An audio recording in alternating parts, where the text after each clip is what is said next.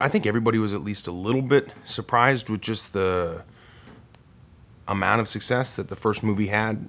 I know that in making the movie, we all thought we were doing something special, and it was a great script, and you just never know with projects that you're on, and this especially being an untested title and something that wasn't one of Marvel's quote-unquote first-tier superhero stories. You know, we were surprised. It's hard now looking back on what Star-Lord has become through the collaboration of James and myself working on it, and what it was to begin with. It's hard, it's hard to imagine the differences.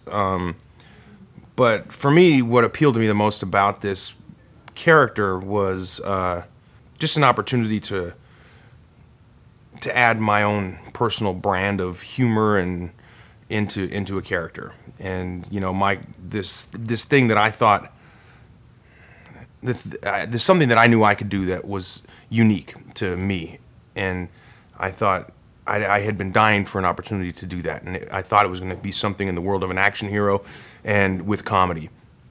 And you know, after seeing myself in Zero Dark 30, I was forced to reimagine what I was capable of as an actor, because there was a certain physicality to that role that I had never had in any of my previous roles.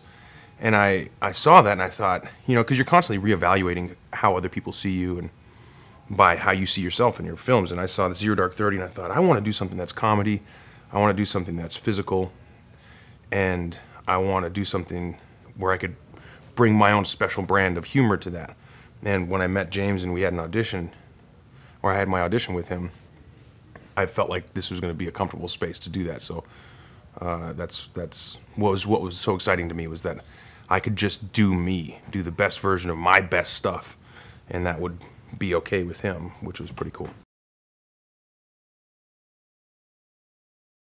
Guardians of the Galaxy Volume 2 picks up just a couple of months after the events of the first movie, so it's very much a continuation of that story, and we find Peter Quill, aka Star-Lord, in that role he adopts at the end of the movie, which is the guy who's going to take care of this band of misfits and be the quote-unquote leader of this group of heroes.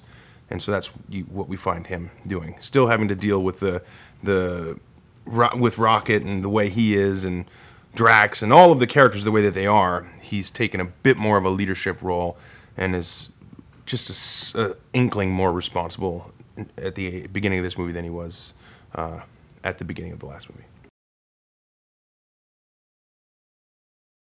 He's been a master of his art form for decades, and having an opportunity to work with someone like that who's such a master is sheer joy, and something you can check off the list. But on top of that, the person he is, the leader he is, his work ethic, his attitude, and everything that he brings to the table in terms of his dedication, commitment, and personality, just really put it over the top for me as like one of my all-time favorite work experiences. I mean, the guy is legitimate. He's a legit stud. Was a professional baseball player. He's a pilot. He, you know, a father of many well-adjusted kids. He's a fisherman and a hunter and an outdoorsman. I mean, he's like, I asked him if he'd be my dad in real life, and I'm still waiting to hear back. It was a real treat. Just no drama. She came totally prepared and ready to rock and roll every day, and she did a great job. And you know, she brings a certain sleek, sexy sassiness to this character that really no one else could. And so it's hard to imagine anyone else ever playing that role. James is incredibly thoughtful. He's a profound thinker. He's on top of just being a good person and a kind, generous, thoughtful person, spiritually grounded, you know, intellectually superior human being. He's really good at his job. He's fully committed to making this the greatest spectacle film of all time, and we're all committed to that. What I'm really hoping for is that they'll get exactly what they got in the first movie, but in a completely different way. I expect that people are going to get what they want, but they're not going to get what they expect. And what they want is to go have a profound, life-changing experience at the movies. And they will, but it's not going to be what they expect. It's going to be different than they expect, just like the first movie was. It's going to knock their socks off.